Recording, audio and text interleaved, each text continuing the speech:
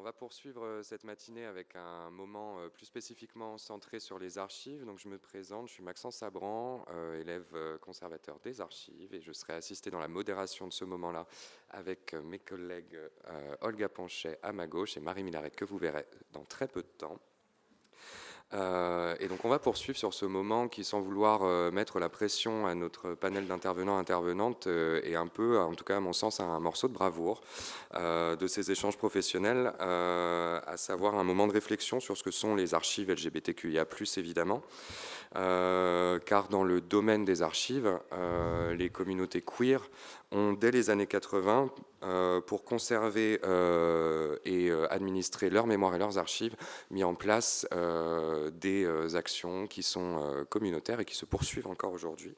Ainsi, ce titre de ce moment-là, des archives à soi, avec ce petit jeu de mots qui traduit cette patrimonialisation et gouvernance d'une mémoire communautaire, ce besoin, voire cette nécessité d'une gouvernance communautaire, d'archives communautaires. Cependant, en tant que professionnels d'institutions publiques, nous avons tenu même à faire dialoguer les initiatives collectives militantes, bien souvent pionnières dans le domaine des institutions patrimoniales, avec justement les institutions patrimoniales qui ont parfois à prendre en charge des fonds d'archives qu'on peut qualifier de queer, d'LGBTQIA+. Et pour mettre en perspective à la fois leurs objectifs, mais également leurs méthodes et la manière dont ces méthodes de travail s'entralimentent et peuvent communiquer. Rappelons à ce titre que dans les institutions publiques et dans notre manière d'appréhender cette spécificité archivistique, disons, les institutions sont relativement en retard. À titre d'exemple, l'indexation que nous utilisons donc pour rendre accessibles, rendre visibles nos fonds, qui se base sur des thésaurus, dont le fameux thésaurus W, qui ne comporte qu'un seul terme pour décrire ce qu'on pourrait qualifier d'archives LGBTQIA+, c'est-à-dire le terme mouvement homosexuel, ce qui est bien restrictif pour parler de toute la diversité des archives LGBT qui peuvent exister. Donc, sans plus attendre et sans plus prendre de retard, je voulais simplement remercier nos intervenants et intervenantes.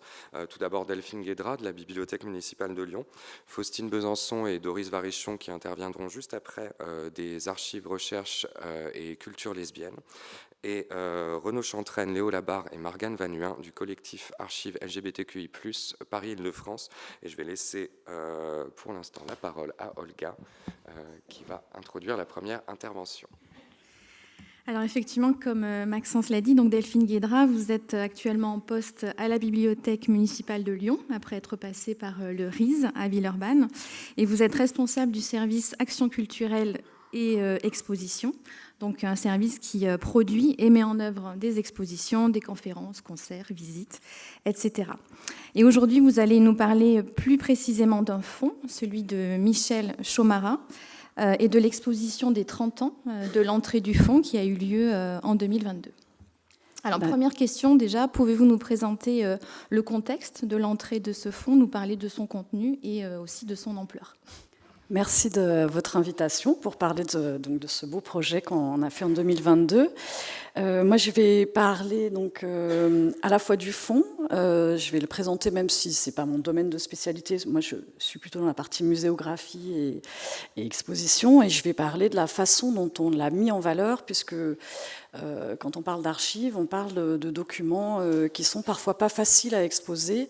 Et ce fonds, justement, nous a posé beaucoup de questions, à la fois scénographiques, muséographiques, qu'on a tenté de résoudre et qui nous semblait intéressant de porter aujourd'hui dans cette journée, parce que à regarder le bout de cette lorgnette-là, de l'exposition, c'est-à-dire que finalement le choix qu'on fait dans ce patrimoine de ce qu'on va montrer au public, ça nous permettait de reposer des questions sur des questions vraiment de dignité, de légitimité, des questions qui ont trait au patrimoine et à cette légitimité du patrimoine. Alors à tout seigneur, tout honneur, je vous présente Michel Chomara, donc, qui est un collectionneur lyonnais, qui est né en 1948, qui est typographe de formation. C'est important par rapport à son appétit de collection autour du livre et de imprimerie lyonnaise. Il se trouve que ce monsieur aussi, il a été homme politique, il a vraiment une facette, de multiples facettes dans sa personnalité et dans ses activités. Il est franc-maçon et il a été activiste gay. Il a accumulé depuis son plus jeune âge un grand nombre de documents, estampes, livres, tracts, qui ont constitué une collection qui a fini par le déborder lui-même.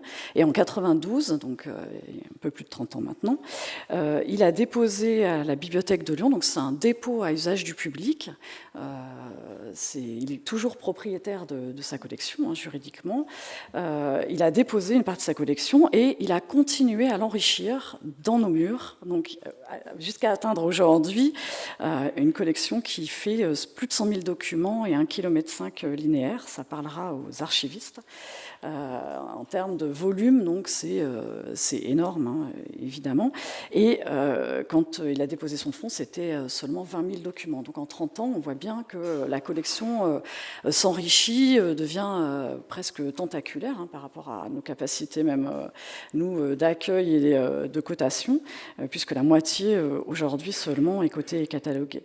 Quand on a travaillé sur ce projet, c'était donc à l'occasion des 30 ans du dépôt, et on a travaillé avec un commissaire qui s'appelle Antoine Idier, que je cite, et on a écrit un catalogue autour de l'exposition. Donc plusieurs des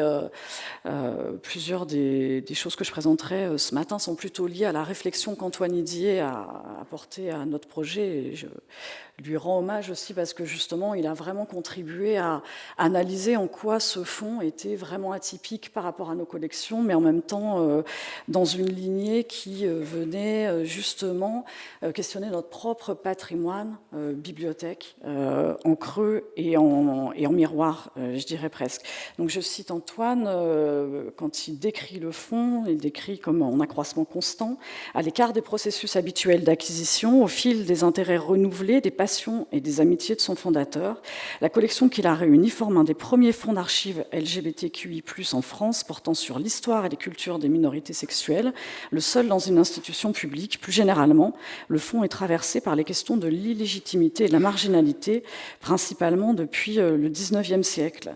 Et c'est vrai que Michel Chomara accumule des choses qui sont ce qu'il appelle, lui, les détritus même de l'histoire, c'est-à-dire véritablement aussi des expressions des groupes marginalisés dans la société, quels qu'ils soient, les fous, les prostituées, les sectes, les tracts, les affiches dans la rue, donc tout ce qui peut concerner aussi la conflictualité.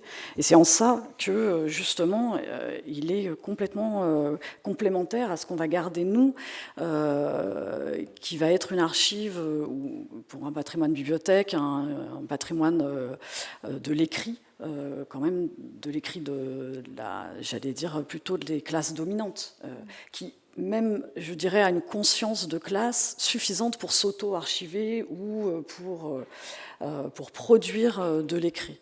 Voilà, peut-être je vais pas présenter, je vais vous montrer juste quelques images du fond dans nos silos, donc pour vous montrer aussi l'ampleur du fond et ce qu'il représente dans sa diversité aussi de supports. Et alors, pour revenir plus précisément sur cette exposition, sur l'exposition des 30 ans, pouvez-vous nous expliquer, nous présenter la manière dont cette exposition a été montrée, préparée, et notamment quels choix scénographiques ont été opérés ? Donc, comme je vous disais, c'était un fonds qui a de multiples ramifications, de par les intérêts multiples de son fondateur et des enrichissements successifs qu'il apporte. Donc, le fonds LGBT concerne la moitié du fonds enfin à peu près, comme on n'a pas de catalogue exhaustif, c'est un peu compliqué à déterminer, mais c'est une grosse part, mais c'est pas la seule part. Donc je vais vous montrer juste quelques documents. On a beaucoup de choses qui ont trait, vous voyez un almanach, par exemple à ce qu'on appelle la bibliothèque bleue, qui était des almanachs qui étaient distribués plutôt par colportage, donc plutôt de la littérature très populaire, avec par exemple des calendriers des foires, mémoires, des dictons, des choses comme ça. Il a une collection énorme de petites images religieuses, comme ça, des images populaires que nos institutions gardent extrêmement peu, des photos, des marabouts, enfin des tracts de marabouts, comme vous voyez. Ça posait pas mal de questions, notamment, par exemple, vous voyez en fait, il y a une personne qui aide Michel Chomara à cataloguer son fonds, qui est un bibliothécaire bénévole, en fait, et qui a des habitudes de conservation qui ne seraient pas les nôtres si on faisait le catalogage nous-mêmes, notamment, par exemple, de coller les documents directement à la colle UU, là, sur des feuilles blanches, sur lesquelles il met la cote, ce qui nous pose, nous, par exemple, pas mal de problèmes en exposition, parce qu'on ne peut pas encadrer vraiment ce document tel quel. On ne peut pas décoller les documents. Des cahiers de chansons, par exemple. Là, vous voyez un jeu, des jeux de société. Donc là, c'est le jeu de la famille gay. Vous avez la famille drague. Du riz, du premier mariage gay qui a été célébré par... je me souviens plus exactement, mais ça m'échappe. Des revues porno, une grosse étagère entièrement remplie de revues et de DVD porno. Donc c'est vrai que par rapport à la muséographie, on a quand même, nous, plus l'habitude de mettre en valeur des documents de type manuscrit du 9e ou du 15e, dans un beau berceau fait sur mesure. Et quand on se retrouve à se dire, bon, alors qu'est-ce que je vais faire de cette revue porno dans mon exposition, c'est quand même plus compliqué. Ce qui nous pose des problèmes, c'est pas le document en tant que tel, parce qu'on peut toujours trouver des astuces, évidemment, pour le présenter, c'est de lui donner sa juste place, parce que quand on a eu le cahier d'œuvres qui a été fait par Antoine Didier, la vraie question, c'est la diversité des supports, et c'est de ne pas trahir non plus ce qu'il représente. J'avais donné l'intitulé de mon intervention, est-ce que c'est indigne d'être exposé? C'est-à-dire que quand on en vient à ce que la mémoire d'un mouvement gay, par exemple, soit représentée par un tract, alors ça c'était des tracts photocopiés, des cartes de visite, c'est très compliqué de montrer la légitimité d'un mouvement, toute son histoire au travers d'un document qui est pauvre, esthétiquement parlant, par rapport à nos références et aux références que le public a aussi.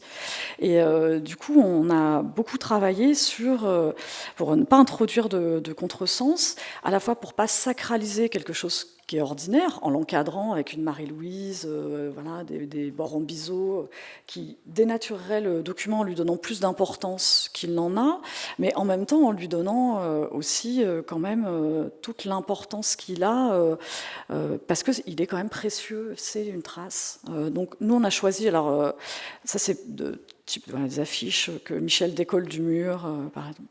On a choisi de faire des encadrements en carton.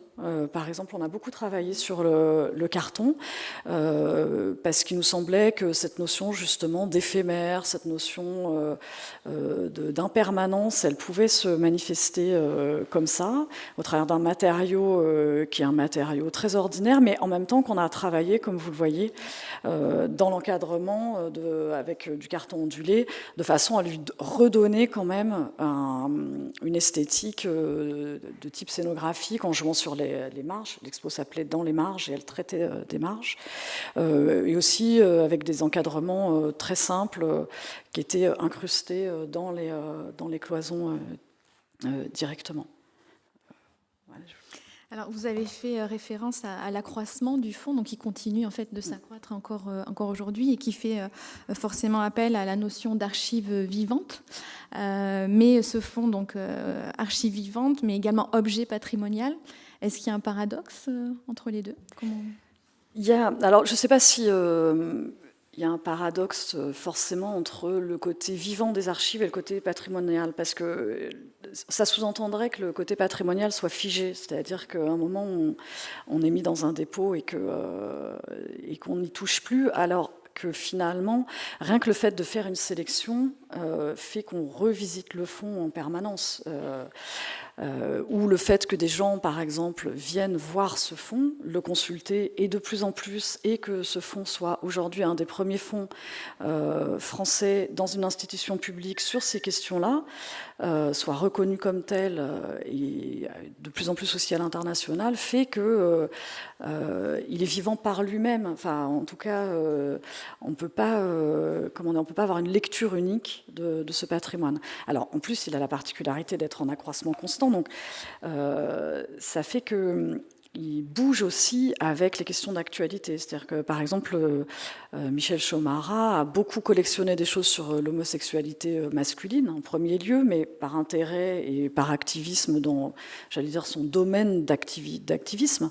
Et aujourd'hui, la question trans fait partie des accroissements du fonds, parce que c'est une question qui, politiquement, est de plus en plus au cœur de l'actualité. Et donc, il y a aussi de plus en plus de choses à conserver. Des tracts, des archives d'associations, des choses comme ça. Michel Chomara, lui, dans sa démarche, il a véritablement la volonté de conserver de façon républicaine, alors il le dit comme ça, hein, dans une institution publique. Et quand il le dit aussi de façon un peu justement aussi paradoxale. Il dit, mais moi,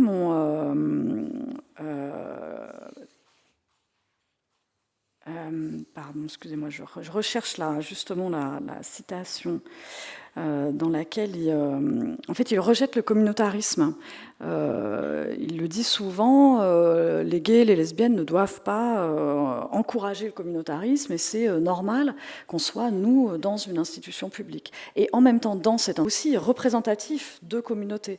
Donc on voit bien que lui, il a un discours qui, pour pouvoir pousser la porte de l'institution, est un discours assez républicain et se colore de cette volonté de la République française, une et indivisible, peut-être pour mieux se camoufler. Voilà. Et puis, une fois qu'il est dans la place, en fait, souvent Michel Chomara, qui a un franc-parler assez fort, dit moi j'emmerde tout le monde. Moi j'ai envie, si moi je m'occupe pas de la mémoire gay, qui s'en occupera? Même si j'ai pas envie que ce soit un gay qui archive la mémoire gay, un franc-maçon qui archive la mémoire franc-maçonne, tant pis, moi je suis là, donc je collectionne et je pousse les portes de l'institution. Et justement, dans ce rapport entre Michel Chomara et l'institution, au fond, est-ce que... je voulais vous montrer. Ouais, pardon. Au fond, est-ce un fonds LGBT ou un fonds de la bibliothèque? Alors, ça fait partie. Donc, je vous disais qu'il y avait eu des frottements. C'est pas fluide, évidemment, hein, puisque le fonds est en dépôt, donc il appartient pas encore à la bibliothèque. Ça fait 30 ans que Michel Chomara l'enrichit et que ça n'a pas toujours été un long fleuve tranquille, parce que il y a eu aussi un regard parfois hautain, je dirais, de l'institution même et de ses conservateurs sur les objets collectionnés. Donc, je vous en ai montré quelques-uns, et c'est vrai que Michel Chomara, en plus, c'est un autodidacte. Donc, il y a quand même un rapport aussi un rapport au pouvoir, un rapport à la légitimité, à la culture dominante qui est pas simple, et qui se construit un peu au jour le jour. Mais en même temps, aujourd'hui, avec l'ampleur de la collection, avec sa reconnaissance croissante, aujourd'hui, l'ancien directeur de la bibliothèque, Patrick Bazin, quand on l'a interrogé pour l'exposition sur les débuts de la collection, il disait qu'il n'était pas tout à fait convaincu par le caractère patrimonial de la collection elle-même, mais qu'au fur et à mesure, il a, je le cite, il disait, forcé et de constater que nous n'avons pas pu tout contrôler, et surtout que nous avons fait de plus en plus confiance à Michel Chomara dans ses acquisitions, dans ses intuitions, et parce qu'ils sont aperçus, de plus en plus, et notamment à partir des années 2000, où les questions LGBT ont été de plus en plus prégnantes dans le débat public, que Michel Chomara avait une action citoyenne, et pas que sur les questions LGBT, hein, sur les questions des minorités en général, des marges en général, et c'est cette confiance-là qui a fait que ce rapport parfois conflictuel, en même temps, c'est un rapport enrichissant pour la bibliothèque, que tout le monde reconnaît aujourd'hui, des deux côtés. Voilà, les deux parties s'enrichissent, je dirais. je voudrais pas être trop longue, donc... Non, mais Oui, c'est tout bon. Merci beaucoup, Delphine Guédra. Je précise que sur le site internet de la Bibliothèque municipale de Lyon, il y a une exposition virtuelle qui prolonge cette exposition. J'avais mis quelques images donc, de l'exposition, peut-être, juste pour conclure, pour vous montrer qu'on avait fait donc, un mix, justement, entre des choses très encadrées, voilà, très... J'avais peut-être, pour conclure, une dernière question, c'est que c'est Michel Chomara qui a voulu cette exposition aussi. Oui, alors on en a parlé pendant la préparation. En fait, Michel Chomara donc, a été très impliqué aussi dans la vie lyonnaise et il a été commissaire dans la vie culturelle lyonnaise. Il a été commissaire de plusieurs expositions parce qu'il connaît très bien son fond et il y a des sujets sur lesquels c'est un spécialiste reconnu, hein, notamment la franc-maçonnerie. Et à la bibliothèque, il a eu l'habitude de faire plusieurs expositions et de décider lui-même de la programmation parfois de la bibliothèque. Alors c'est pas toujours voilà, très simple à gérer pour nos directeurs successifs, mais quand les 30 ans de la Convention sont approchés, il a décidé que ce serait vraiment très très bien d'en fêter le dépôt.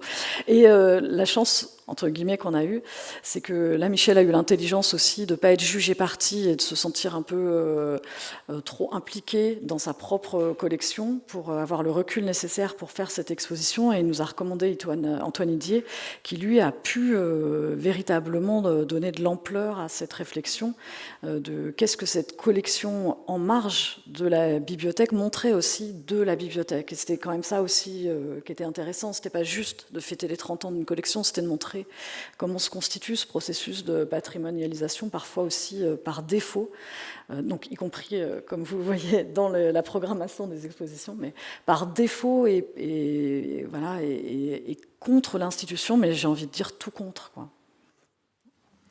Très beau mot de la fin. Merci. Alors, je vous laisse je ne sais pas si... Nous allons accueillir Doris Varichon et Faustine Besançon des Archives, Recherches et Culture lesbiennes pour la deuxième intervention.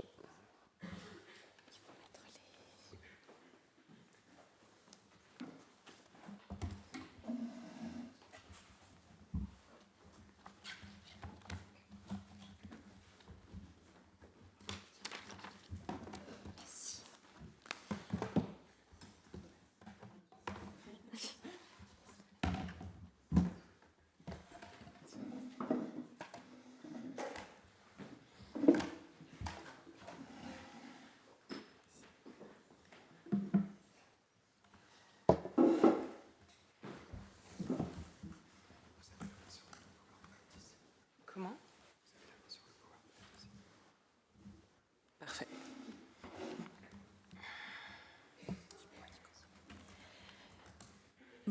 Bonjour à vous. Donc, nous accueillons maintenant Doris Varichon et Faustine Besançon. Donc, Doris, vous êtes archiviste formée à l'université Paris 8 et vous êtes actuellement bénévole aux Archives, Recherches et Culture lesbiennes où vous avez notamment travaillé au récollement. Faustine Besançon, vous êtes doctorante à l'université Paris 8. Votre travail vous a amené à travailler sur l'histoire du genre et des arts. C'est par ces recherches que vous avez découvert les archives et notamment les archives du Centre Archives, Recherches et Culture lesbiennes dans lequel vous êtes actuellement bénévole. Et votre intitulé de thèse donc, que vous menez sous la direction d'Hélène Marquier révèle donc votre intérêt pour les archives, puisque donc, votre thèse s'intitule « Sortir les archives du placard, le renouvellement des pratiques archivistiques par les performances artistiques queer ».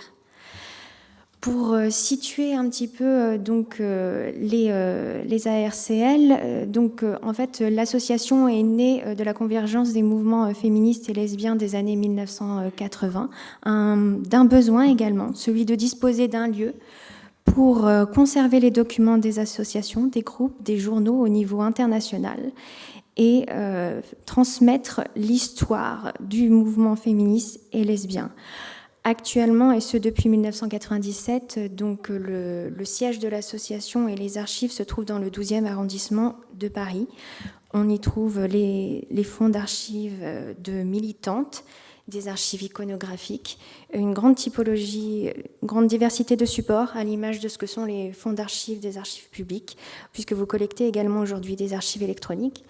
Je vous laisse donc vous présenter votre propos qui évoquera notamment donc la place et le rapport des archives au sein du Centre des archives recherche et culture lesbienne.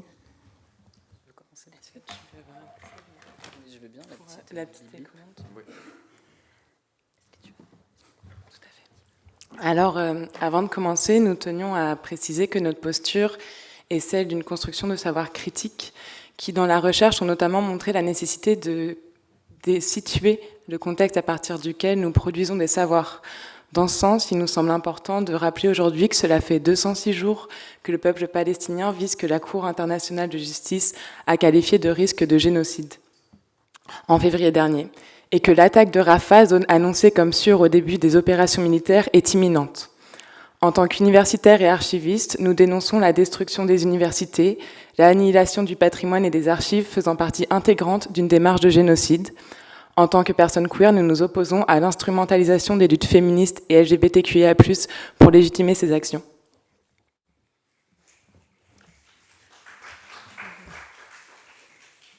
Donc, ça marche, ouais, c'est bon. Je ne sais pas si vous l'avez remarqué, mais le titre a un petit peu changé, puisque comme d'habitude, on travaille toujours jusqu'à la veille, voire le jour même. Donc, on va décomposer notre propos en deux parties. D'abord, peut-être plus sur la pérennisation des archives et les pratiques qu'on a aux ARCL, et ensuite, je laisserai plus la parole à Faustine pour des pratiques et des théories. Je vais reprendre un petit peu au niveau de l'histoire des ARCL, juste pour nous situer. En fait, ça date d'avant d'avant 1983. C'est un collectif qui s'est formé à la fin des années 1970 et qui, à la base, se nommait peut-être Les Feuilles Vives, mais on a plusieurs jeux de nommage, et qui a été créé notamment par Nicole Claude Mathieu et Colette Guillaumin, qui sont des théoriciennes éminentes des mouvements féministes contemporains. L'association, du coup, après, elle s'est formée peut-être plus juridiquement à partir de 1983, mais les archives, elles étaient dans des lieux qui étaient privatifs. Et c'est qu'à partir des années 90, aussi avec l'émergence de nouveaux collectifs, notamment composés de Michel Larouille et Carole Vidal, qu'on a commencé à avoir un lieu public par le déménagement dans la Maison des Femmes située à la Cité Prost, dans le 11e arrondissement. Et le lieu est le même depuis le dernier déménagement qui date donc de 96-97 à la Maison des Femmes rue de Charenton. Le fait d'avoir un lieu public, c'était très important parce que ça permet non seulement d'avoir un lieu de stockage des archives, mais aussi d'animer un lieu de vie. On a une constitution d'un fonds qui est très riche. On n'est pas propriétaire du lieu aussi, ce qui veut dire qu'il y a d'autres associations qui circulent, des associations de solidarité envers les femmes, les migrantes, les personnes sourdes, les personnes qui subissent des violences conjugales, des violences sexistes et sexuelles. Donc c'est vraiment un lieu de circulation. Et donc j'ai laissé après une petite chronologie, mais je pourrais vous envoyer si besoin un historique. Tout ça pour dire que depuis à peu près la période du Covid, on a une restructuration du collectif avec des changements d'effectifs depuis la pandémie, un vieillissement peut-être aussi des effectifs avec des personnes qui ont décidé de laisser la main à d'autres générations. Et donc on est sur des collectifs qui sont assez éphémères, qui ne vont pas durer de plus de 1 ou 2 ans, avec quand même des personnes qui restent tout le long et d'autres qui partent, et des engagements variés. On remarque aussi une forte augmentation de la fréquentation d'étudiantes universitaires, ce qui n'était pas vraiment le cas au début. Donc on a aussi un changement des publics. Au niveau donc, des ARCL, pour nous présenter en bref en termes de contenu, donc, je l'ai indiqué, on y trouve énormément de choses différentes, notamment donc, des livres, des revues, affiches, tracts, correspondances, des choses assez classiques, mais aussi des banderoles, des tableaux, puisqu'il y a un important fond artistique. Mais on trouve aussi des choses plutôt insolites, comme des bouteilles de vin ou même des préservatifs, ce qui peut poser question en termes de conservation. Au niveau des dates à peu près extrêmes des collections, on est sur la fin du 19e siècle jusqu'à aujourd'hui, puisqu'il s'agit d'un fonds ouvert et la collecte est encore active, avec, pour parler de mètres linéaires, comme on disait tout à l'heure, à peu près en estimation de 250 mètres linéaires d'archives et 200 mètres de bibliothèque.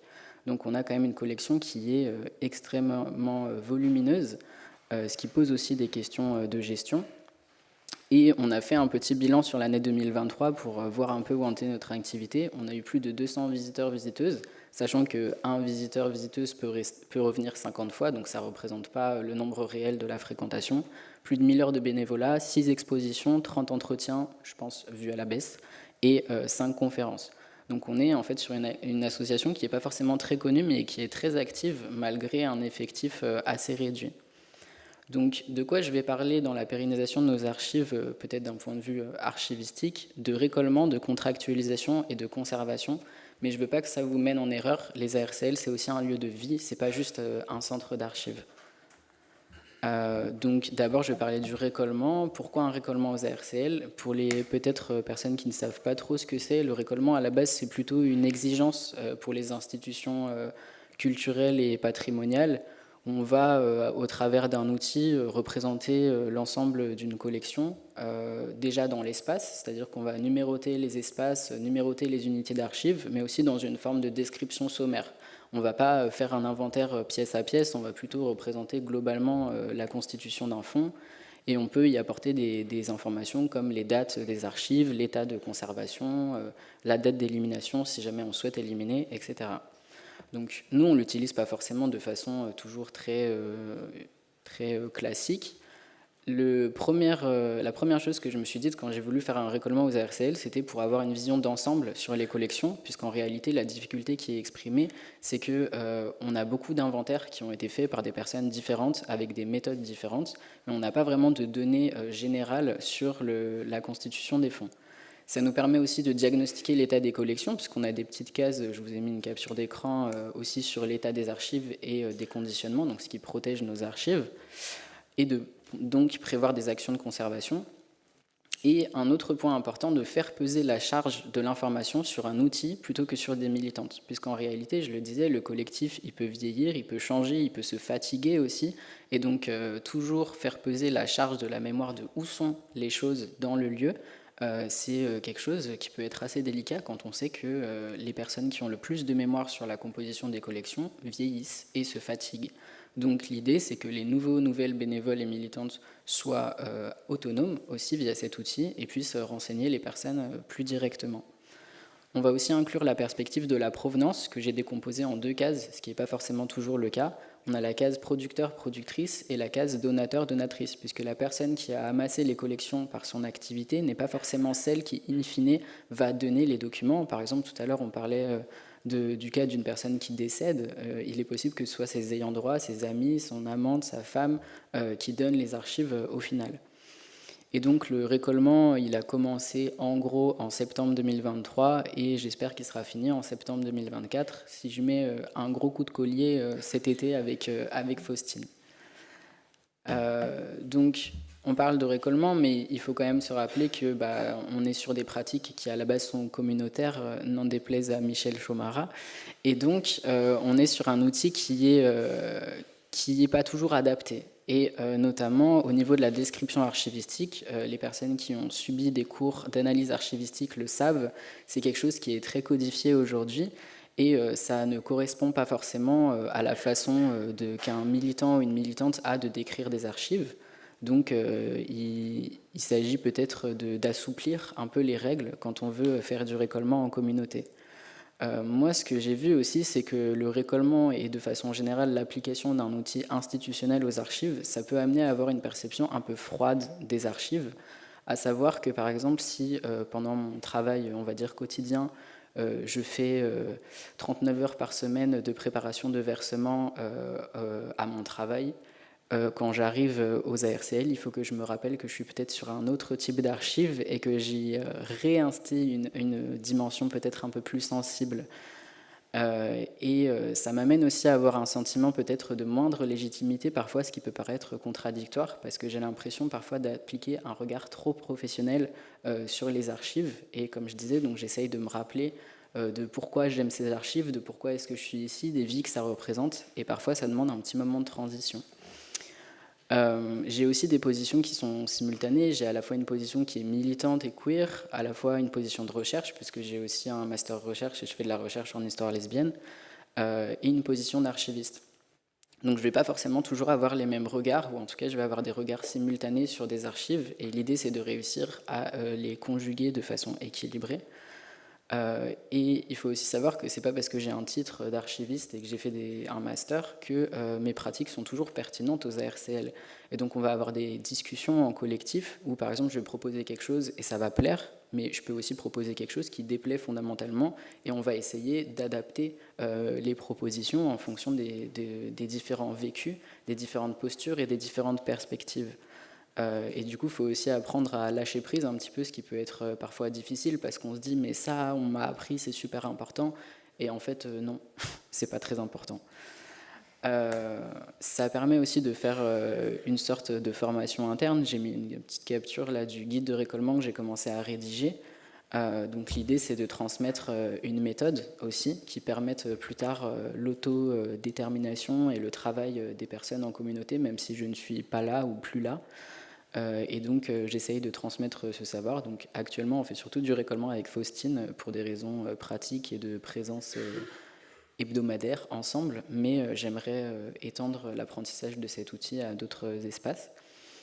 Et on voit qu'en fait, même s'il y a une envie de formation, il faut garder à l'esprit que la standardisation, elle est impossible, d'une part, mais ensuite, elle est peut-être même pas souhaitable. On est sur un fond qui vient d'une histoire qui date de plusieurs dizaines d'années, par des personnes extrêmement différentes, pas toutes universitaires, pas toutes formées aux questions d'archives, qui ont développé des méthodes. Et aujourd'hui, ne serait-ce que les modes de classement reflètent ce vécu-là du fond. Et l'idée, c'est pas de tout standardiser aujourd'hui et de tout lisser. Le fond, il est vivant aussi par, entre guillemets, ses imperfections théoriques. Je vais aussi parler donc de la contractualisation. Donc, contractualiser, ok, pour qui, pourquoi ? Déjà contractualiser le transfert d'archives, puisque jusqu'ici, les ARCL s'organisent en autogestion. Donc c'est une autogestion dans un lieu de vie assez libre, ça veut dire que les personnes viennent, prennent les boîtes, regardent, notent, et puis elles reposent les boîtes. Il n'y a pas forcément de contractualisation quand des personnes viennent apporter des archives. C'est pas forcément le cas aujourd'hui, mais il y a des périodes où vraiment les personnes arrivaient, posaient leurs documents et partaient. On ne savait pas qui c'était, on ne savait pas d'où venaient les fonds, si c'était les leurs ou pas. Et donc, on a aussi des personnes qui sont venues donner vraiment leurs fonds à des moments, ou des ayants droit qui sont venus donner des fonds, mais on n'a pas discuté à l'époque des enjeux d'un tel don, du contexte aussi qui pouvait évoluer. Et par exemple, aujourd'hui, on a de plus en plus de recherche universitaire qui est menée sur ces collections, mais je ne sais pas si les personnes à l'époque, quand elles ont donné, elles imaginaient que leurs fonds seraient cités dans des publications, seraient cités dans des colloques, que les images seraient utilisées à des fins commerciales peut-être. Enfin, c'est des questions qu'il faut vraiment se poser aujourd'hui. Et donc, on va à la fois essayer aujourd'hui de contractualiser, c'est pas encore en place, mais c'est en cours de réflexion, principalement des dons ou des gestes de dépôt, mais aussi de contractualiser a posteriori, c'est-à-dire revenir chercher des personnes qui ont donné à l'époque et réavoir ces discussions ou avoir ces discussions pour une première fois avec elles, histoire de cadrer, ne serait-ce que éthiquement pour nous, comment est-ce qu'on se positionne face à des personnes qui veulent venir consulter ces fonds. Je fais juste un petit détail sur la question du don et du dépôt. Souvent dans les institutions, on dit que le don et le dépôt sont possibles, mais on ne pratique que le don et on ne parle pas de dépôt. Je crois que ça me tient à cœur d'essayer de pratiquer le dépôt plus aux ARCL, c'est-à-dire de ne pas forcément avoir l'obsession de la propriété des collections et de plutôt y voir l'enrichissement qu'elles peuvent apporter pour les lecteurs et lectrices. Au niveau ensuite de la consultation, il y a une volonté d'encadrement. Donc c'est une autogestion certes, mais ça ne veut pas dire exempte de bonnes pratiques et de règles de bon sens. Et on va essayer surtout d'impulser des exigences éthiques et des exigences légales vis-à-vis des lectrices. C'est une discussion qu'on a eue avec Morgane aussi, peut-être qu'elle en parlera tout à l'heure. On a besoin en fait que les lectrices prennent conscience aussi de l'investissement qui est mis dans ces archives à titre gratuit et bénévole de notre part, et des vies que ça impacte, des vies que ça représente comme fonds. Et il y a aussi du coup une question de réciprocité qui peut se poser. Quand on a des personnes qui font des thèses financées, qui viennent, qui prennent des photos et repartent, et ensuite sont salariés, alors que nous, on ne l'est pas. Donc il y a vraiment des enjeux de pouvoir qui ne sont pas forcément toujours très transparents. Et pour réfléchir cette contractualisation et l'accès aux consultations, on a fait ce qu'on pourrait appeler, de façon peut-être un peu pompeuse, un groupe de travail au sein du réseau d'archives et de bibliothèques LGBT qui s'appelle Big Data. Et donc on est en train de faire un travail intercollectif pour encadrer les transferts et les consultations d'archives. On va voir ce que ça va donner, mais en tout cas, c'est plutôt plaisant d'en discuter entre nous. Je vais finir rapidement, j'espère, sur la conservation. Donc l'idée, c'est d'avoir des bonnes pratiques en communauté, donc d'adopter les bons réflexes, et sachant que en fait, parfois, les bonnes intentions ne font pas les bons gestes, et que quelqu'un qui a envie de préserver, on parlait tout à l'heure de la colle UU sur les feuilles, c'est pas toujours les meilleures idées en termes de conservation. Il y a autre chose que j'aimerais bien faire, c'est élaborer un plan d'urgence en cas de sinistre du bâti, mais aussi, et il faut quand même le dire, en cas d'attaque LGBT-phobe. Il y a plusieurs centres LGBT qui ont été attaqués les dernières années. Il ne faut pas penser qu'on est à l'abri de ce risque-là, et donc il faut savoir aussi prévoir pour protéger nos archives. Au niveau de la théorie et de la pratique, on a fait une formation avec l'INP il n'y a pas très longtemps sur la conservation avec le réseau Big Data. Et force est de constater qu'il faut adapter la théorie à nos moyens.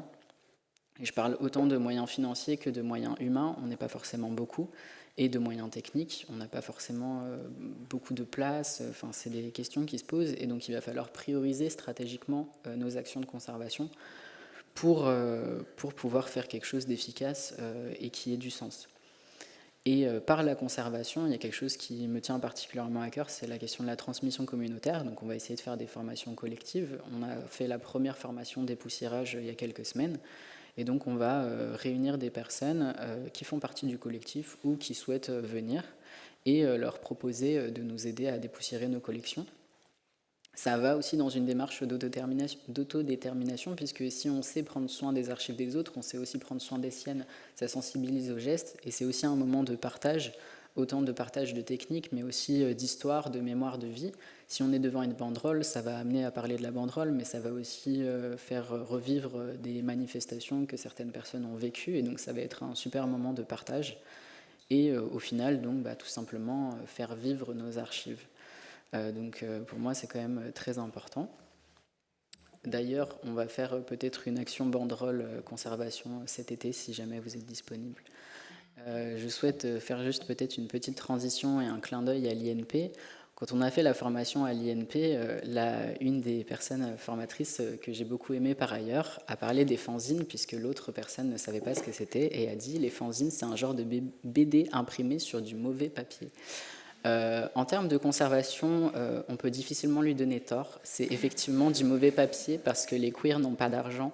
Par contre, un genre de BD, c'était quand même un peu insultant au vu de la richesse en fait, de nos cultures queer. Et ça en disait long finalement de ce que l'institution patrimoniale peut ignorer de nos productions. Je laisse la parole du coup à Faustine.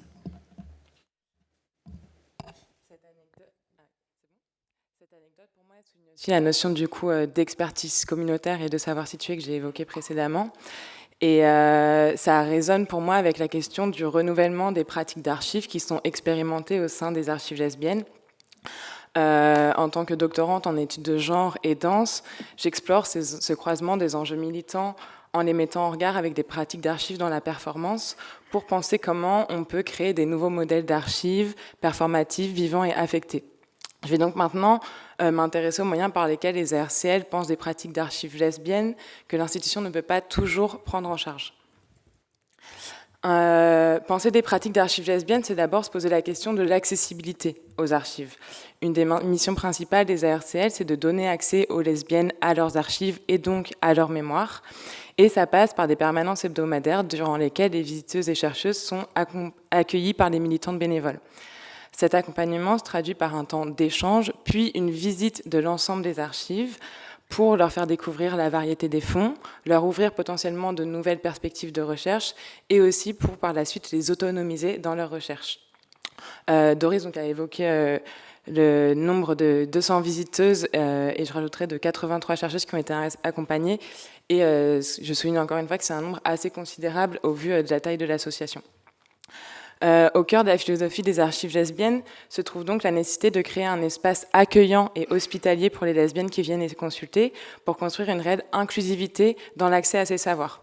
On retrouve cette idée dès 1979 chez Joanne Nessel, qui est une des cofondatrices des Lesbian History Archives à New York.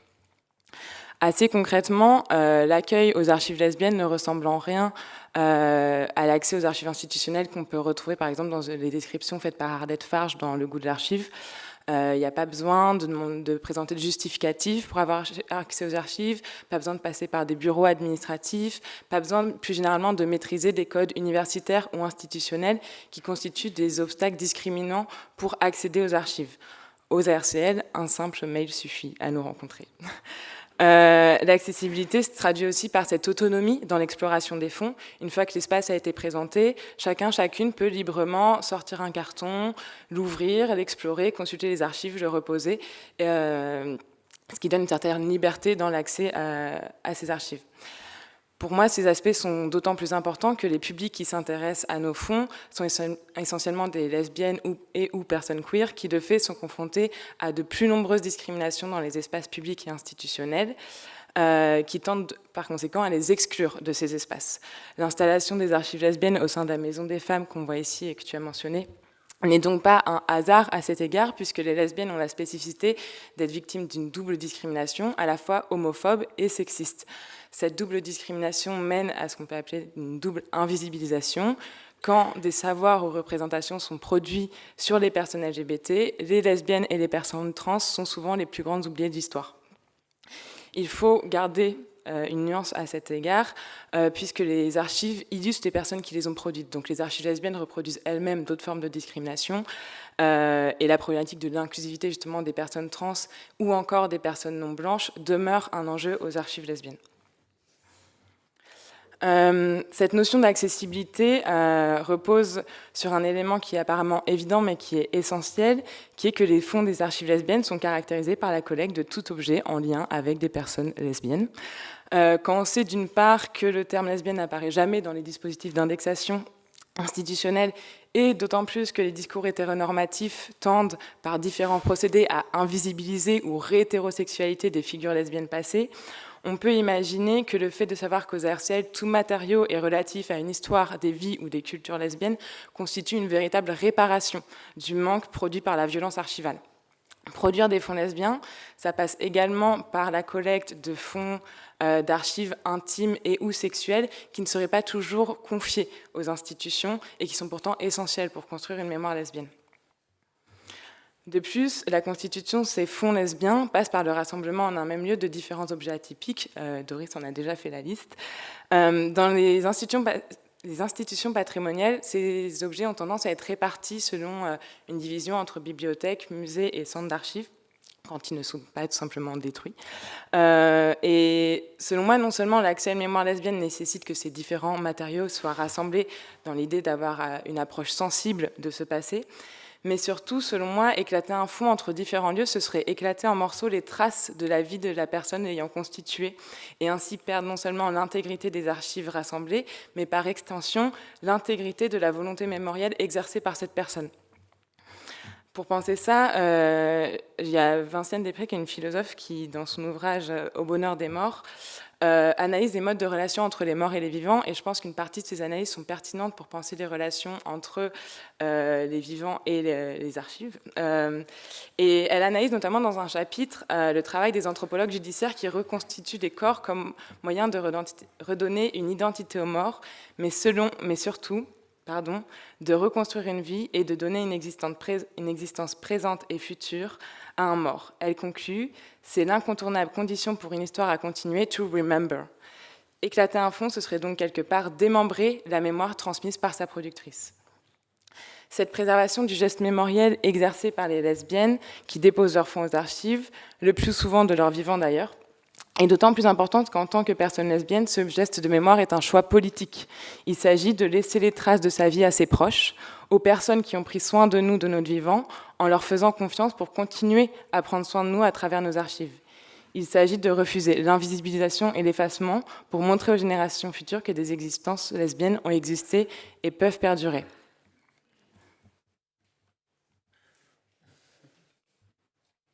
Pourquoi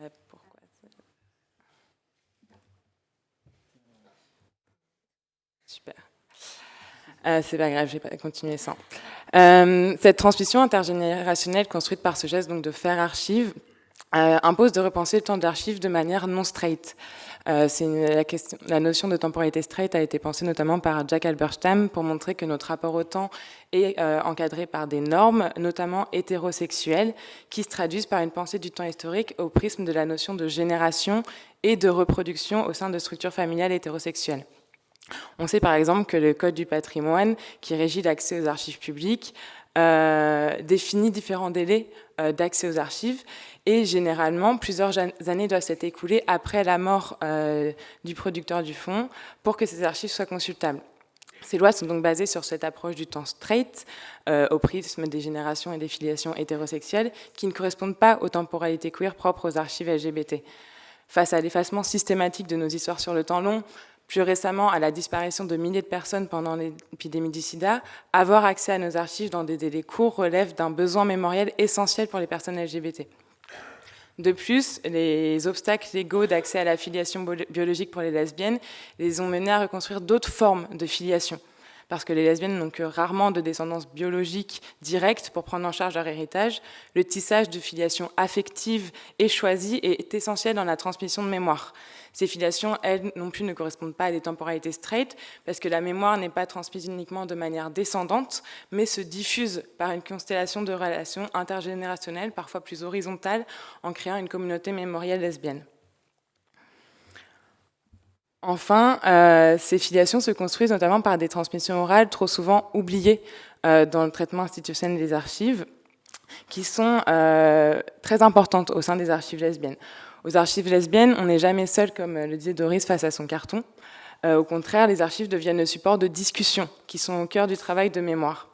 Pendant nos séances de récollement, par exemple, régulièrement, on interpelle d'anciennes militantes pour avoir des compléments d'informations sur les archives qu'on est en train de traiter. On ajoute ainsi des noms au dos de certaines photos, des dates, des lieux qui peuvent être manquants. Ce constat nous a notamment mené à penser à un potentiel futur projet d'archives orales pour accompagner justement nos fonds afin de davantage les contextualiser.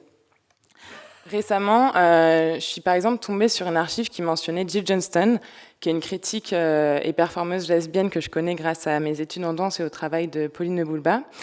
Et donc, quand je suis tombée sur cette archive, j'ai montré à Doris, qui ne connaissait pas Jill Johnston.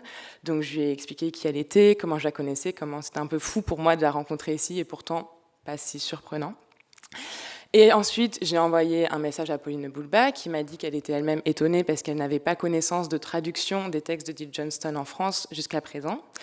Et donc là, c'est enclenché tout un réseau de communication. J'ai interpellé d'anciennes militantes qui ont elles-mêmes contacté la productrice du fonds, qui elle-même est venue aux archives pour relire la traduction. Cette archive, je pense, a été manipulée et lue plus de fois en quelques semaines qu'elle avait été en des décennies. Et ce qui m'intéresse, moi, avec cette anecdote, c'est comment notre travail a réactivé cette archive. Vinciane Després, toujours, analyse comment les récits que les interactions entre les morts et les vivants, donc ici entre les archives et les vivants, peuvent susciter. Selon elle, les questions que les morts ou donc les archives nous obligent à poser activent ceux qui se rendent disponibles aux rencontres qu'elles suscitent. Elles mettent des histoires en mouvement. Ce sont des histoires qui résistent à la désanimation, qui ne luttent pas contre l'absence, mais composent à la présence. Ce sont ces narrations qui insistent, et c'est par elles que je fais leur connaissance, que je perçois comme les ronds dans l'eau, une fois la pierre devenue invisible, les vibrations de leur passage. Selon moi, cette archive a mis en mouvement ce réseau de relations, cette circulation de récits transmis de bouche à oreille. Elle a été la pierre dans l'eau qui a fait de nouveau vibrer l'archive. Jill Johnston est alors revenue à la surface, de nouvelles personnes ont intégré dans leur corps sa mémoire, son nom a de nouveau circulé, et elle s'est vue apporter ce que Vinciane Després nomme un surplus d'existence. Cette anecdote, elle nous apprend aussi la nécessité de penser pour penser des pratiques d'archives lesbiennes, de ne pas toujours conserver les archives dans nos placards. C'est par ces modes d'activation que nos archives deviennent vivantes et que nos mémoires se construisent. Et c'est une approche qui entre parfois en contradiction avec les normes de conservation institutionnelle, comme tu l'as mentionné. Et par rapport à cette question, je trouve intéressant de vous partager la notion de corps comme archive qui a été pensée notamment par André Lepki, et qui énonce comment, dans sa précarité constitutive, le corps comme archive resitue la notion d'archive et la détourne de celle de dépôt documentaire ou d'organisme bureaucratique dédié à la mauvaise gestion du passé. C'est une archive vivante qui, avec sa mobilité, sa précarité, son indétermination, résiste à la domiciliation archivale. Si nos corps peuvent eux-mêmes devenir archives de traces du passé, alors l'archive peut être pensée comme un matériau faillible, comme un matériau sur phase de vieillissement, avec ses trous de mémoire et ses brèches. Et il me semble que c'est cela aussi des archives vivantes, des archives qui ne travaillent pas contre, mais avec le manque. Je pense qu'on va pas avoir le temps pour la conclusion.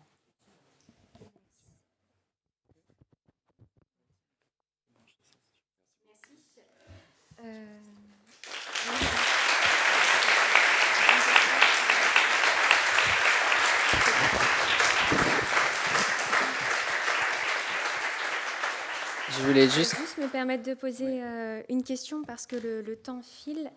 Mais par rapport à tout ce que vous avez évoqué, est-ce qu'on peut revenir sur l'idée de la collecte ? Vous avez évoqué un collectif assez restreint. Vous avez évoqué la question des dons et en même temps la volonté de peut-être mener une collecte active. Comment vous envisagez la collecte ? Et aussi par rapport à ce que vous avez dit sur les discriminations, comment ne pas reproduire ces discriminations et finalement avoir une collecte la plus exhaustive possible ? Comment est-ce qu'on envisage la collecte ? Je suis pas sûr de... Enfin, c'est juste en termes pratiques ? Oui. Ok. En termes pratiques, c'est souvent de la collecte, c'est plutôt des personnes qui nous contactent pour déposer des documents. On peut aussi imaginer une collecte plus active où on va chercher des personnes et on leur propose, mais ça demande d'avoir du temps, ce qu'on n'a pas forcément actuellement. Après, au niveau de la reproduction des discriminations, faut être réaliste. On est des personnes avec nos expériences et nos positions. Je pense que c'est mieux peut-être d'assumer une position située, d'en prendre conscience et d'essayer de combler les manques, plutôt que de partir du principe qu'on ne va pas reproduire de discrimination. Et oui, c'est pour ça que je donnais l'ordinateur. Je voulais quand même juste remercier Michel Larouille et Mathilde Petit des ARCL pour leur contribution à cette intervention, et Siméon Martinel et Pella Courroyer qui ont permis d'afficher leur super fanzine qui s'appelle It Takes a Village et que je vous conseille amplement. Merci beaucoup.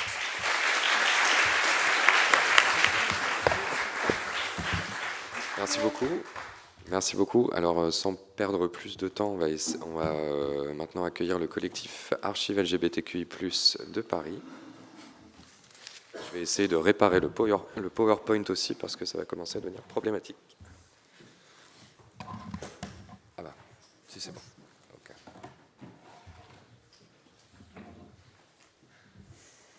Est-ce qu'on peut mettre la vidéo tout de suite ou... Ah oui, si tu veux, absolument.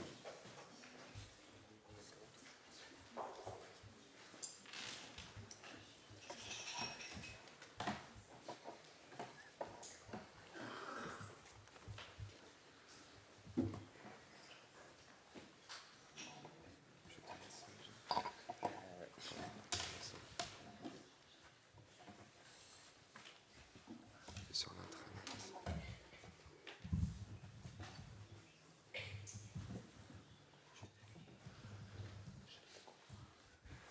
Donc je vais profiter du temps que Léo passe à chercher une vidéo qu'il voulait... Renaud passe à chercher une vidéo qu'il voulait vous montrer en introduction pour vous présenter nos intervenants-intervenantes. Donc Renaud Chantraine, qui est sociologue et qui a déjà été présenté par Elisabeth Lebovici ce matin, dont les travaux ont été présentés plutôt en tout cas. Léo Labarre, qui lui est politiste et qui prépare un projet de thèse sur les centres communautaires queer d'archives en Suisse, en Belgique et en France. Et Morgane Vanuin, qui est membre du collectif et archiviste aux archives militantes et associatives d'AIDE. Tu peux y aller.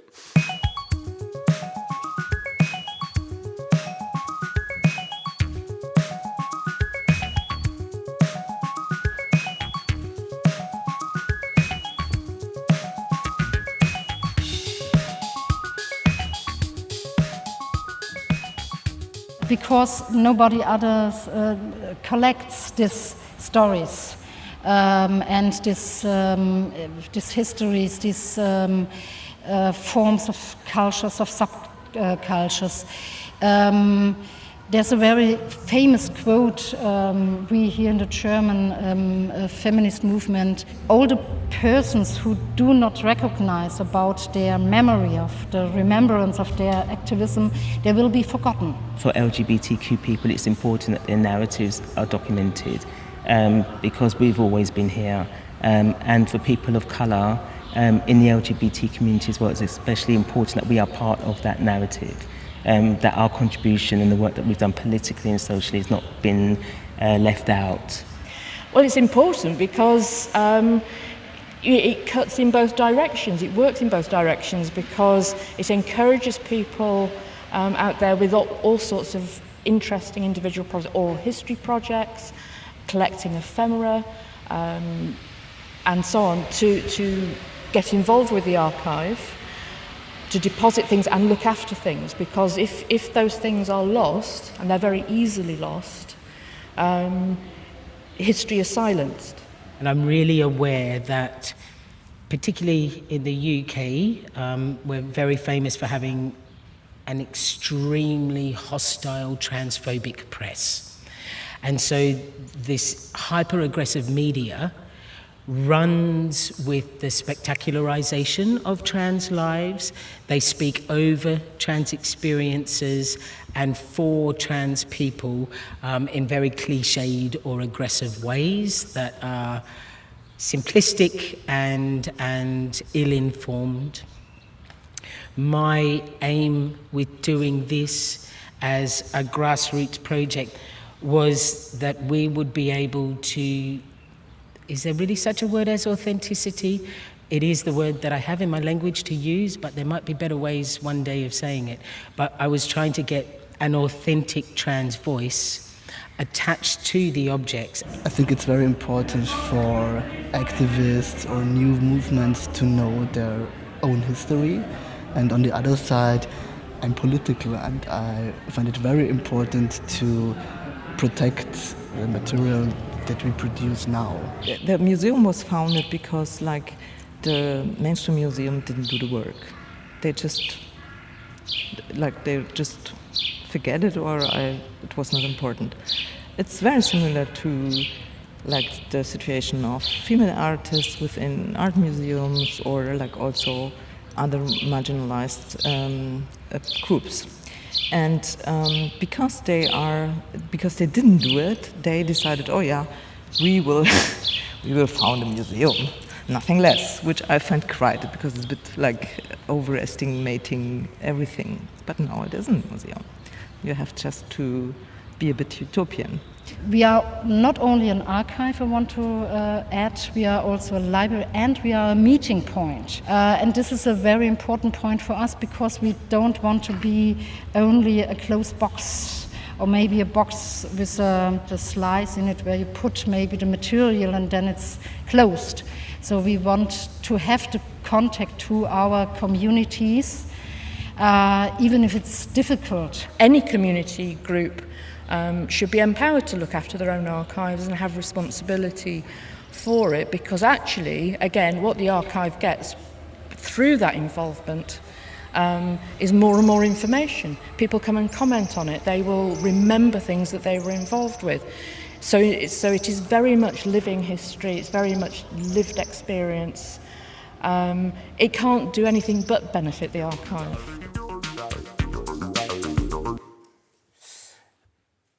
Je vais arrêter la vidéo ici. Ce que je vous propose, elle est sur YouTube, il suffit de taper quand la communauté archive. Et si vous avez des questions sur la vidéo, je pourrais y répondre. Moi, ce que je voulais faire, c'était partager quelques points de repère qui vont permettre à la fois de rebondir sur cette vidéo et qui vont résonner avec le manifeste du collectif qu'on voulait distribuer, je ne sais pas si... À la fin, ok. Et avec les interventions de mes camarades de cette table ronde et de celle d'avant. Donc ce que je vais faire, c'est résumer en fait tout simplement un article qui a été publié en 2009 dans la revue Archival Science par 3 spécialistes britanniques des archives, Andrew Flynn, Elizabeth Shepherd et Mary Stevens. L'article s'appelle « Whose Memories, Whose Archive, Independent Community Archives, Autonomy and the Mainstream ». C'est un article qui s'appuie sur une vaste enquête de terrain qui a été menée au Royaume-Uni et à l'international et qui propose à la fois une définition et une réflexion autour de la notion d'archives indépendantes de communautés. Donc il y a un exemple qui est donné dès l'introduction de cet article, qui est celui de Len Garrison, qui est un des fondateurs des Black Cultural Archives, qui ont été fondés à Londres en 1981. Pour lui, tout est parti du constat que le racisme subi dans son pays par les jeunes noirs les rendait honteux et honteuses de leur identité, et qu'il fallait par conséquent tenter de leur proposer, à travers des archives et à travers un patrimoine, avec des guillemets, construit par les personnes concernées, une meilleure image d'elles et d'eux-mêmes, une forme de conscience culturelle et positive de soi. Donc de leur enquête, ces trois chercheurs vont dégager un certain nombre de caractéristiques qui permettent de définir donc, ce concept d'archives indépendantes de communautés. À commencer par donc, une proposition de définition, donc les archives indépendantes de communautés seraient des collections de matériaux originellement constitués par des membres d'une communauté spécifique et sur lesquels les membres de la communauté exercent une forme de contrôle. Pour ce qui est du terme de communauté, il renvoie donc pour eux et pour elles donc à tout groupe de personnes qui se rassemblent suivant une forme d'identification collective autour d'un lieu, d'une ethnicité, d'une religion, d'une sexualité, d'une profession, d'un intérêt partagé, etc., et qui se présentent comme telles. Une archive de communauté est alors le produit de leur effort pour documenter ce qu'ils et elles ont en commun. Donc il y a trois caractéristiques principales sur lesquelles je vais revenir. Donc la première caractéristique, ça concerne un peu l'impulsion de départ finalement, qui motive ce que dans l'article ils appellent donc les archivistes de communauté. Donc cette impulsion, elle provient d'un désir de documenter leur propre histoire et d'enregistrer les traces de leur communauté, qui sont souvent absentes des centres d'archives traditionnels et autres institutions patrimoniales.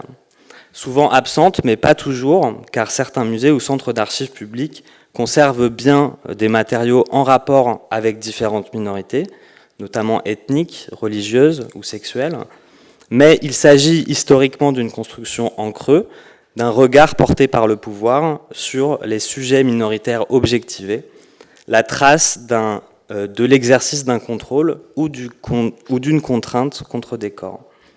Donc le sentiment d'absence, d'exclusion et ou de marginalisation du champ de l'archive et du patrimoine, de la mémoire publique comme de l'histoire académique, serait donc l'un des éléments moteurs donc, de l'impulsion qui motive certains individus à s'engager dans la création de projets d'archives communautaires.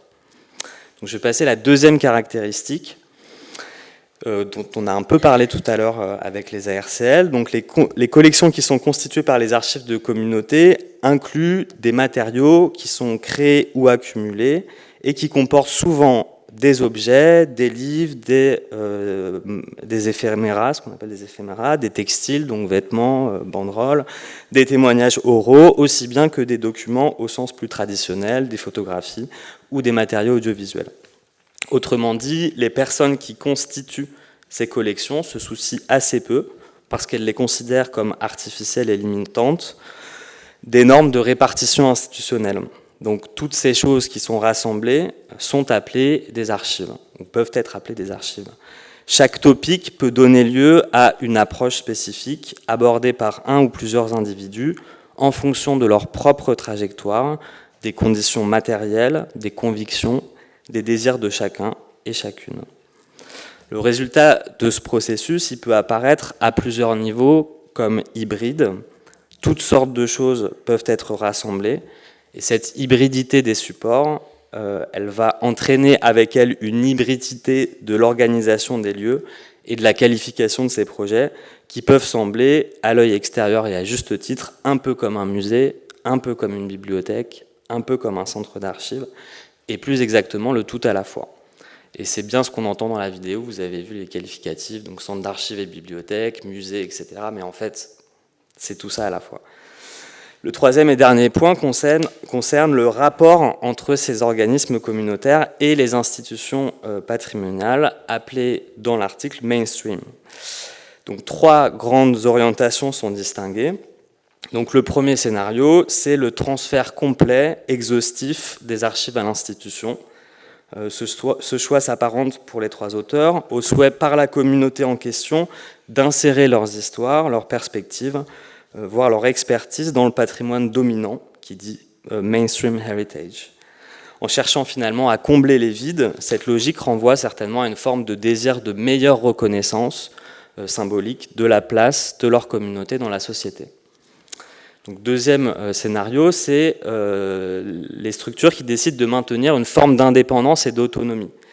Cette méfiance ou cette prudence est exprimée par 2 arguments. Donc il peut être difficile d'envisager de dépendre complètement d'une institution avec laquelle des conflits pour la validation de son histoire et de sa culture ont pu ou continuent d'exister. L'indépendance permet par ailleurs de préserver un précieux espace à soi pour développer ses objectifs sans être entravé par des personnes qui seraient hostiles ou indifférents ou qui ne partageraient tout simplement pas les mêmes priorités. Cette prudence n'empêche pas forcément donc ces centres d'archives autonomes de communauté de former avec les institutions des partenariats, mais à la condition que ceux-ci s'accordent à leurs propres termes et se fassent au nom et pour le compte de la communauté. Ces partenariats peuvent aller du dépôt de fonds d'archives dans les institutions, c'est peut-être le cas de Michel Chomara, ou dans l'autre sens, et finalement hors les murs, de dispositifs d'accompagnement et de formation, d'une aide technique ou matérielle proposée par les professionnels du patrimoine et ou par leur tutelle aux communautés, afin qu'elles puissent elles-mêmes gérer leurs propres archives. Donc, troisième et dernier scénario, la manière de considérer l'indépendance et l'autonomie est stricte. Et je vais prendre le cas de la Lesbian History Archive de New York, qui a ainsi élaboré les contours d'une position de principe qu'elles ont appelée l'archivage radical.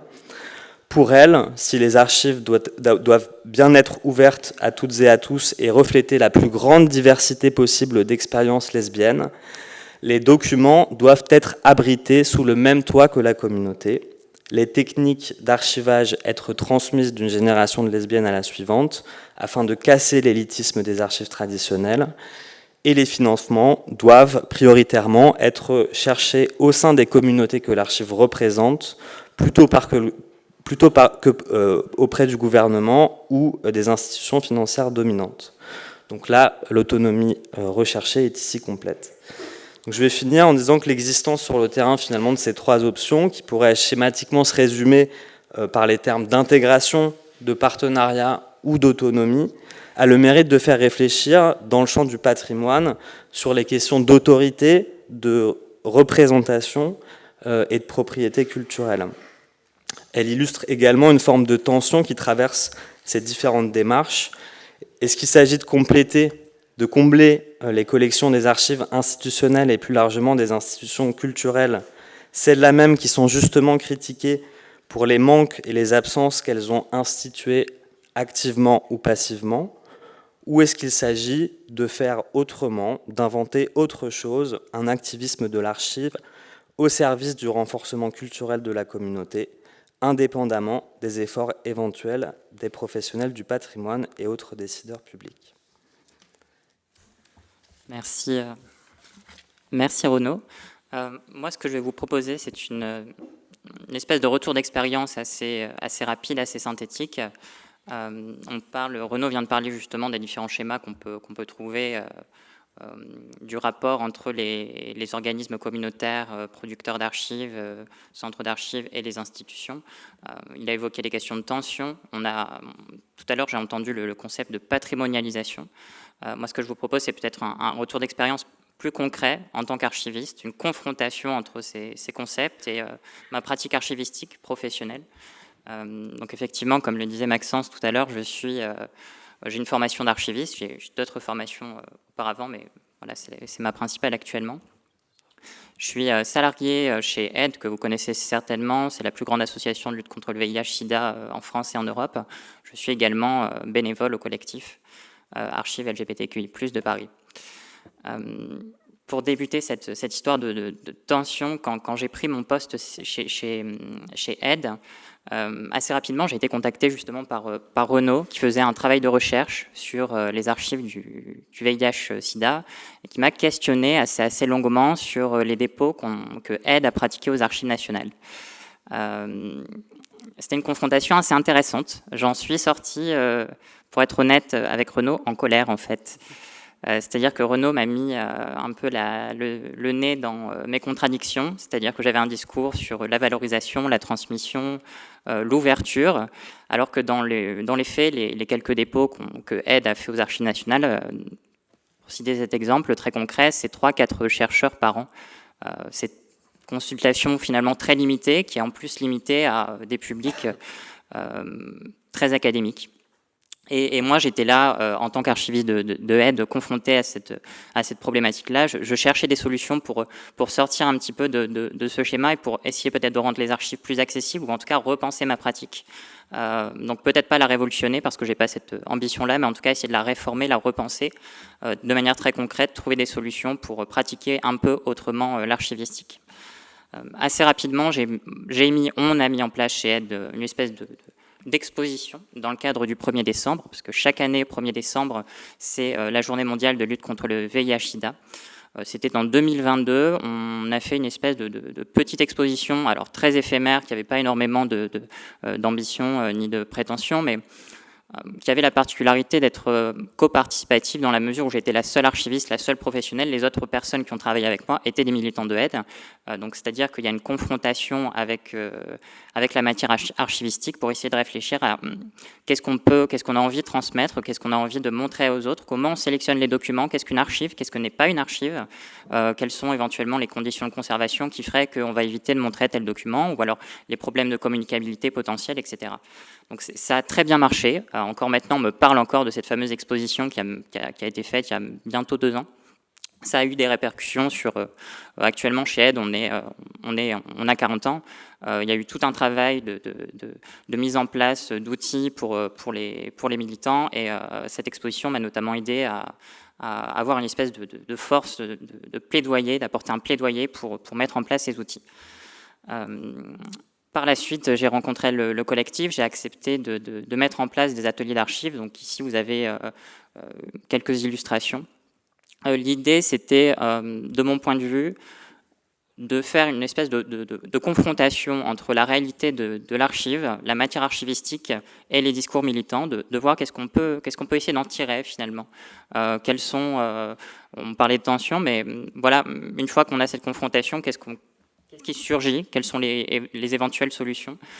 Ce qui est assez intéressant et ce qui est proposé dans le cadre de ces ateliers, qui continue d'ailleurs, c'est la mise en place d'un cadre, qui a pour objectif d'autonomiser les personnes. Tout à l'heure, on parlait d'autonomisation. Les ARCL ont évoqué les questions de formation, d'autonomisation. Donc, systématiquement, je présente les documents, je présente le contexte des fonds, je donne quelques instructions par rapport à la conservation des documents. Et puis ensuite, il y a une réflexion collective sur le classement potentiel, sur la diversité des supports, la diversité des contenus, un ensemble en fait de questionnements des questionnements qui sont très, très techniques, très archivistiques, avec une volonté de faire émerger potentiellement des solutions. Alors, ce n'est pas toujours le cas, mais de fait, il y a une pratique de l'archive collective et aussi une forme d'autonomisation, de formation des personnes qui viennent régulièrement au collectif. Il y a aussi un objectif de transmission. Sans pour autant, mon objectif, ce n'est pas de former des archivistes en soi, c'est plutôt d'autonomiser les personnes pour que... On parlait de tâches d'huile, justement, qui est cette espèce de tâches d'huile qui permettent de faire en sorte que les organisations et les communautés, les personnes sources, soient en capacité de déterminer ce qu'elles veulent faire de leurs archives. Au-delà de ces exemples avec ces ateliers qui sont finalement intéressants, mais voilà, c'est pas une politique en soi. Il y a actuellement toute une réflexion sur une politique d'archivage, sur qu'est-ce qu'on a envie de collecter. Alors au collectif, il y a une pratique de l'archive orale qui est assez intéressante, parce qu'on va être dans une démarche active finalement, où on va aller chercher ce qu'on a envie de voir et ce qui peut-être manque parfois. mais au-delà, une véritable politique d'archivage, une politique de collecte qui soit efficace, qui soit, de mon point de vue, qui tout de même un objectif professionnel, et en même temps assez souple pour être compréhensible par des personnes qui ne sont pas nécessairement professionnelles et qui puissent s'emparer de cette matière-là pour en faire quelque chose. Dans ma démarche, je suis vraiment inspiré par la démarche communautaire, qui est la démarche en France mise en place dans les années 80 et les années 90, par les associations d'autosupport de lutte contre le VIH-Sida et dans les années 90, donc par les associations de consommateurs de produits psychoactifs. C'est un repositionnement de ma position d'archiviste, c'est-à-dire que avant, suite à ma formation, mon master, je me pensais véritablement comme une technicienne avec un savoir, des savoir-faire que j'allais appliquer.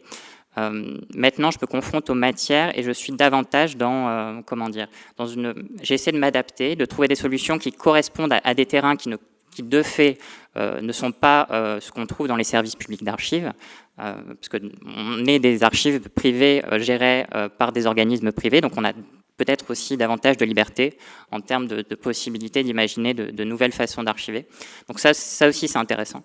Donc voilà, essayer de trouver des solutions, essayer d'apporter le savoir et qu'il y ait ensuite des choses qui puissent émerger. Donc ça implique aussi de mon côté qu'en tant qu'archiviste, j'accepte quelque part une forme de perte d'autorité, je ne sais pas si c'est le terme, mais que de fait, je n'ai plus nécessairement raison, entre guillemets, et c'est les personnes qui elles-mêmes vont décider de ce qu'elles vont faire de leurs archives, même si parfois, et ça m'arrive, je suis confrontée à des choses, je trouve ça pas forcément...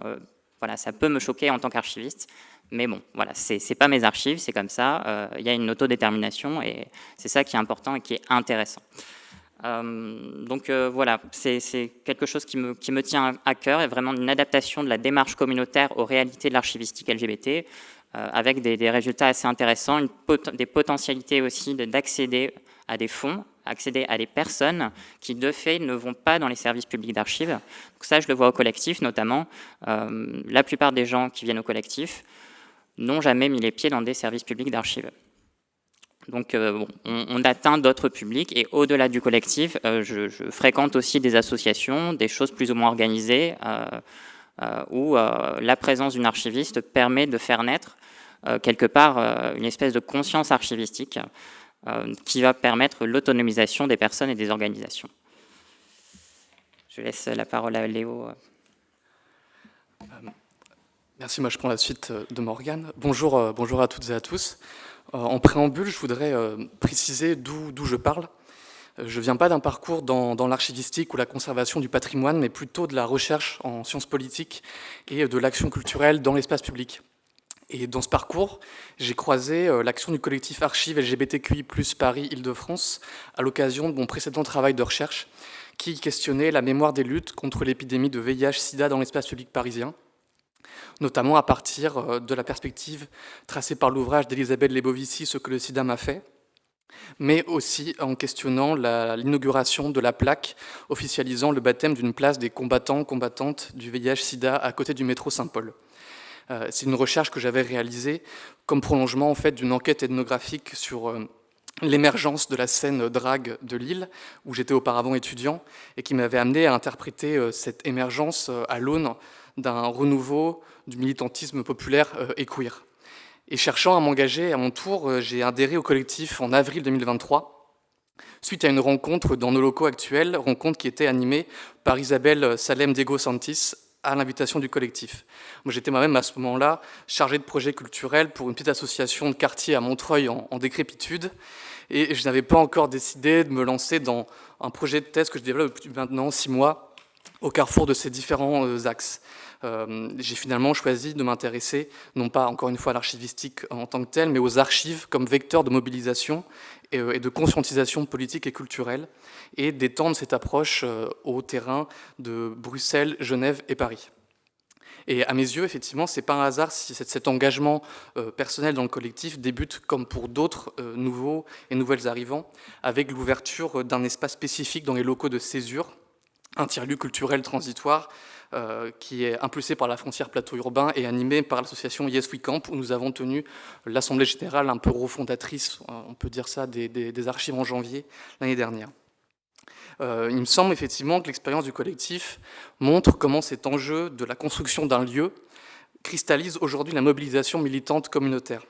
Une cristallisation qui, en posant la question d'une géographie et d'un droit à la mémoire comme droit culturel, ouvre aussi la réflexion de l'archive comme un tiers espace culturel et politique, et permet aussi de montrer à quel point l'échec des projets précédents pour un centre d'archives parisien découle de choix politiques. Effectivement, si les institutions archivistiques et patrimoniales commencent aujourd'hui à faire preuve d'une certaine réflexivité concernant leurs choix et leurs conséquences, on peut constater un net retard par comparaison en ce qui concerne les politiques mémorielles du côté des élus et des décideurs locaux parisiens, du fait d'un brouillage de cartes qui leur a permis de jouer en fait assez longtemps avec des modes de représentation pour faire face à une remise en cause d'un consensus nécessaire à la préservation d'un pouvoir dans ce domaine des politiques mémorielles.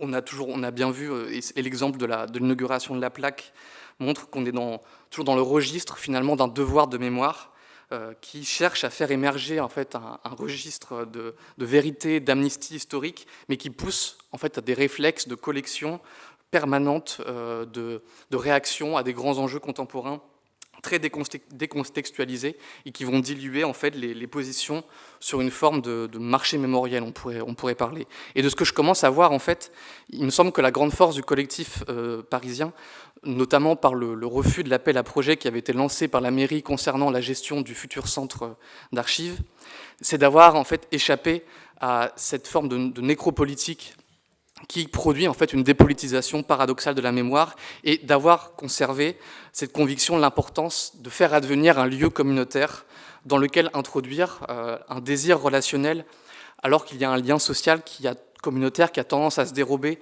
dans la capitale à mesure que des lieux communautaires disparaissent victimes de la spéculation. Et si je devais comparer finalement cette expérience parisienne avec ce que je commence à apercevoir sur les terrains de Bruxelles et de Genève, c'est qu'on retrouve effectivement des similitudes dans la façon dont le sujet des centres d'archives LGBTQI+, est constitué aujourd'hui en tant que problème public par les différentes échelles de gouvernance qui sont en charge du sujet localement.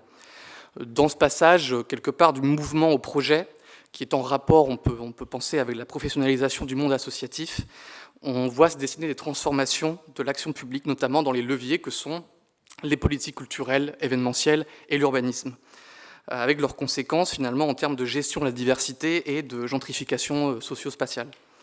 Mais sur ces trois terrains francophones, dans le même temps, on voit que sont menés des projets d'archives vivantes qui permettent aux acteurs et aux actrices des sphères activistes d'apprendre à se connaître, à faire ensemble, à acquérir une expertise via des outils qui sont ludiques, accessibles et qui produisent un cercle de bonnes pratiques.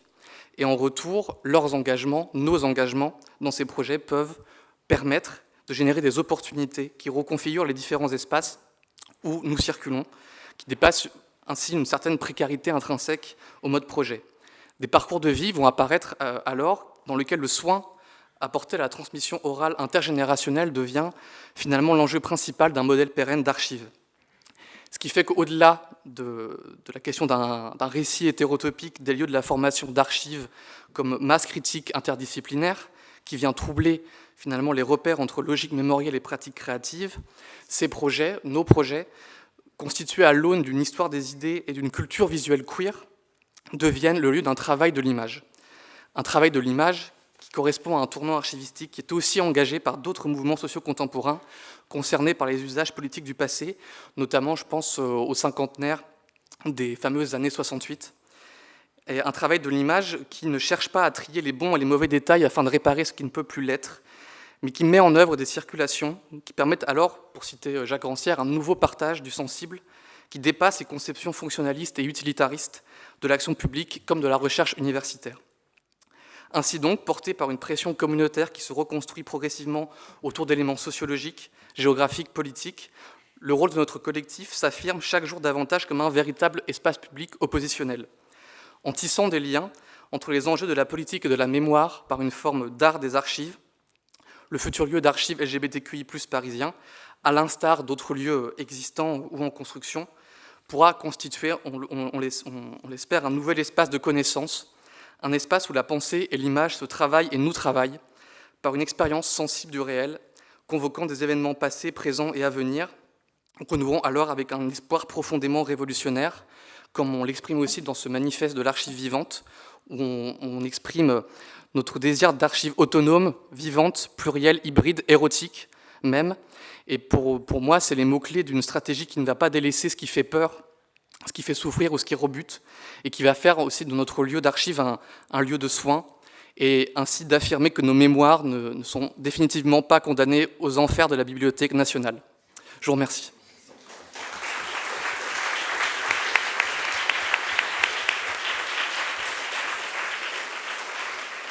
Alors c'est vrai qu'on aimerait pouvoir discuter beaucoup plus longtemps avec vous, c'était un petit peu ce qui était prévu. J'aimerais bien simplement, alors avant de prendre peut-être une ou deux questions dans la salle maximum et d'inviter dès à présent les intervenantes à suivre Orphée et Simon pour le déjeuner auquel on vous invite, juste peut-être revenir effectivement sur ce manifeste dont vous parlez qui est assez récent et qui constitue un petit peu une sorte de plan d'action mais aussi de boussole éthique. On a parlé d'éthique en préparant cette intervention et qui est quelque chose de quand même très important pour le collectif. Le manifeste en soi, c'est vraiment effectivement une boussole, c'est-à-dire qu'on n'a pas la prétention collectivement de réaliser ce qui est indiqué dans ce manifeste. C'est des orientations politiques qui se veulent assez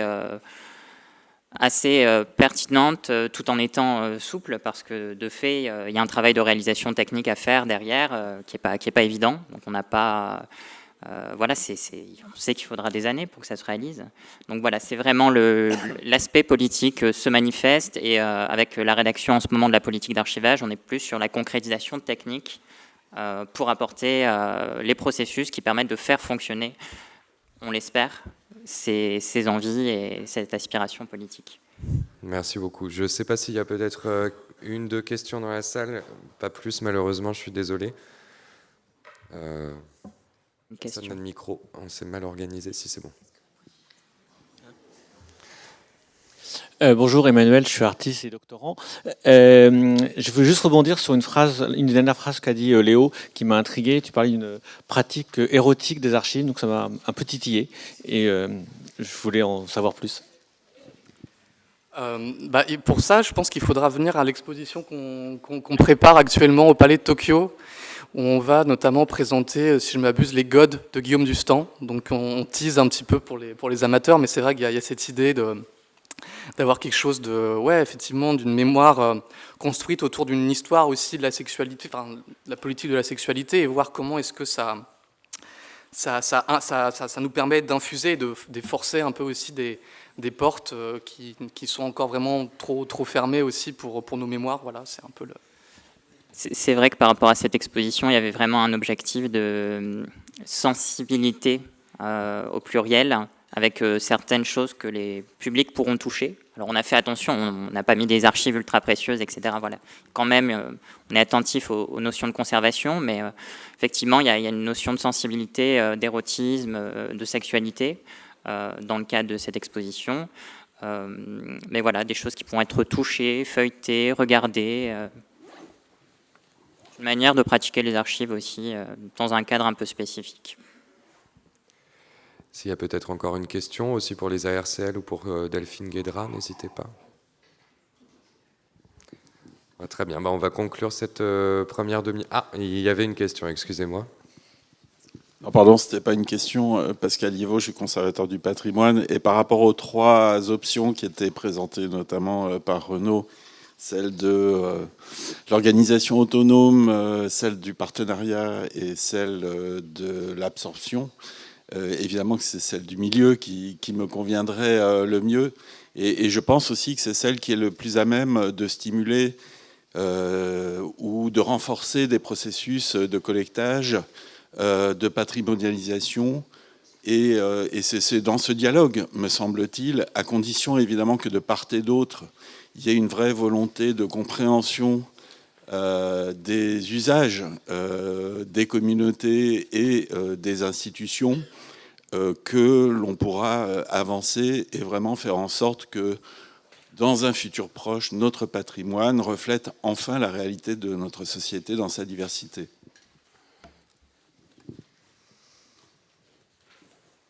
C'est pas une question. Très bien, je vous remercie. Merci à toutes et à tous. On va conclure cette première demi-journée et puis on vous attend pour la suite à 14h.